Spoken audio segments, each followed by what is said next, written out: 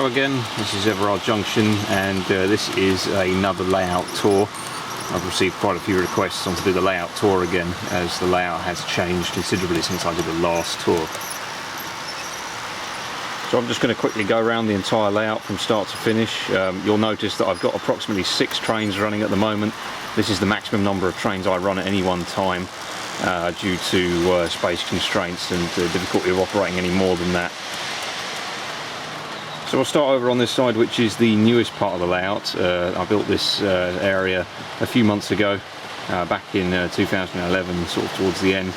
And it's come out very well, I'm very pleased with it. It took quite a long time to do, and it's vastly different to what used to be here. So if we move down, we get to the next bit, which I haven't quite finished yet. There's a lot of scenery to do here. I'll put the electricity sort of AWS box on some ballast and stuff and put a fence around it. That's just drying at the moment. And then around here I'll probably have some allotments or something, not too sure yet, and I'll extend that fence all the way down over there. Now we get to this bit, which none of you will have seen yet. This is the beginnings of the motorway section. It's coming along fairly well, still quite a long way to go. As you can see, I've done the bridge girder along where the railway goes. The road bed is basically made of a very thin piece of hardboard, and then I've made these sort of little embankments.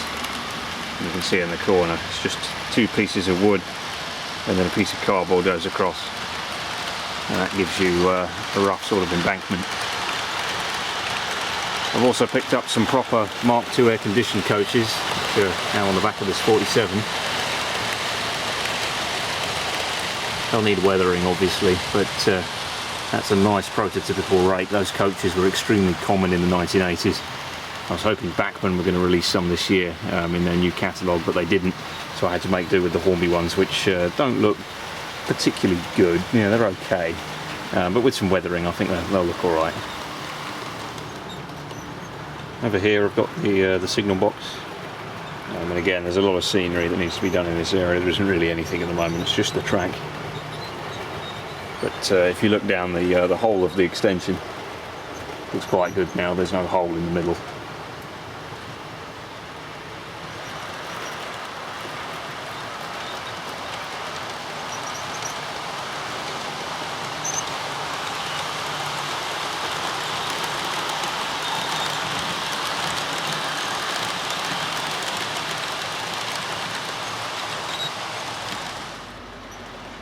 Moving round, I've got a little siding here where I store a couple of wagons or an engine, depending on what I'm doing. And then we've got the very large sweeping curve.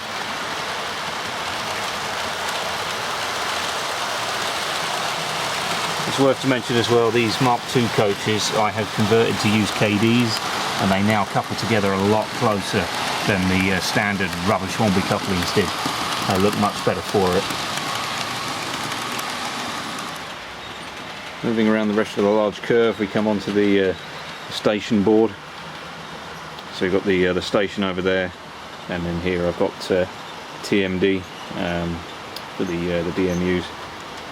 I just get parked in here, so they run around on the branch line, and then when I finish using them, park them back in there and use a different one, or get another train out of the fiddle yard. Over here I've got the little Everard Junction signal box. This is just an old style signal box that's been preserved by the local community as a sort of historic piece. It doesn't actually do anything. The signal box that will do everything is over there, and it looks quite nice. It's a nice little piece. I got the idea when I saw the signal box that's preserved outside St Albans station, I think it is, on the way into London. There's a very old signal box at the end of the station there, and it's been preserved and looked after, although I doubt it actually controls any points or signals anymore. Here's where the track starts to split up into the station, and we have the main trains running across the back, and then I've got various tracks in here to store additional trains. So these 2 tracks come off the branch line, If we move up, we've got some mail carriages. These are just Mark 1 coaches I use for my mail train. They're currently stabled in the station. You can see that the trains just route round, so it's quite a useful sort of storage space. At the back I've got the warehouses, and then down here I've got the first sort of dead end bit for the platform. At the moment I'm just sort of using it for loco storage, so I've got a couple of freight locos stored up in here. And then here we've got the station building, which I've built myself. This was scratch built, still not finished yet. I haven't done anything to it for a while, but it looks pretty good. It's got lighting inside it as well. And then up on here I've got the town scene, made up of the Hornby Scaledale terraced houses, and then the roads are all made out of polyfiller, and they've just been painted, and they look really good. They came out really well. You can see if you look down here, it's quite a long section. It's the second longest section of the layout. So over there you've got the bank curve, and then down here you've got the station. It's quite good to sort of follow trains through. So we've just got the 108 over there running along the branch line, doing like a local service. And we've got a more mainline train coming the other way, which is running on the middle track.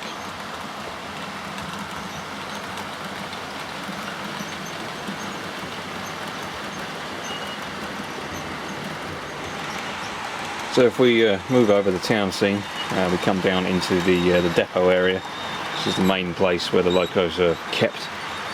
So you can see I've got quite a lot of my Type 5 heavy freight locos. So we've got the 56, the 58, 60, we've got a 47 over here. It's one of my nuclear flask train. And then in the shed I think is the preserved Deltic. Yes, we've got the Deltic in there.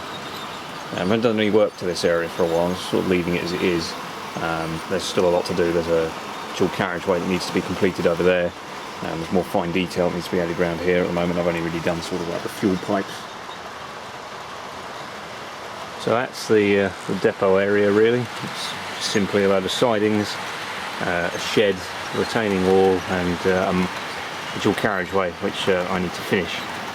So now we move over to the helixes.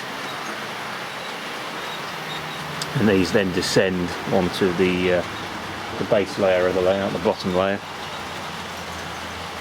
You can see there's a few things going up.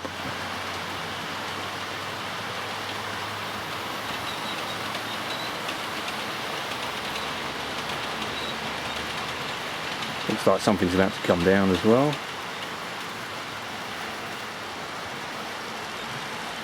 There you go. So from the first helix we go into the bottom section of the layout, the underneath, and these are where all the trains run back to the other side of the layout unseen. So we're now underneath the station area. We pop up and see we're just here, and then we continue on past the maze of wires and over to the corner. So here is the much sharper corner underneath the nice realistic corner, and that goes into the fiddle yard, which is down there, having just come along the long back straight that's underneath the station area. So here we are underneath the extension in the fiddle yard area. It's difficult to see, but there's approximately 4 lanes of track for each line. So the outer has 4 lanes, the middle has 4 lanes, and so does the branch line. And this is just the entrance underneath the end of the large curve. So you can see we're approximately here. So I have to, I've got 2 sidings for the petrol tankers because it's such a long train. And then I've got 2 sidings next to those which store the train that's just gone through, and the 47 which will be along in a minute. And then over there we've got the branch line, so the branch line's the furthest away. biggest siding's in the middle, that's where the HST is, because it's so long. I think the 47's allowed to come through. I'll try and catch it. You can just see it at the end of the fiddle yard coming through.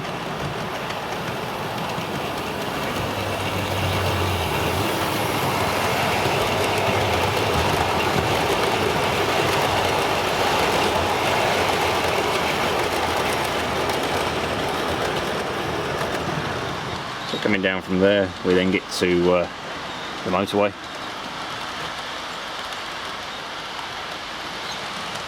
So from down here you get quite a good view. And then you can see fiddle yards there. So there's not a lot of clearance under here. If anything happened under there, it'd be a bit tricky. And then if we move down, we come to the end of the fiddle yard as it goes onto the helix.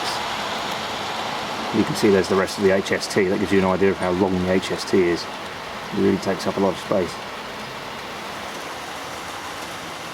So here's the helix at the other end of the layout, and then that comes through a straight bit on the bottom and then enters the fiddle yard. You see from the top, we're about here.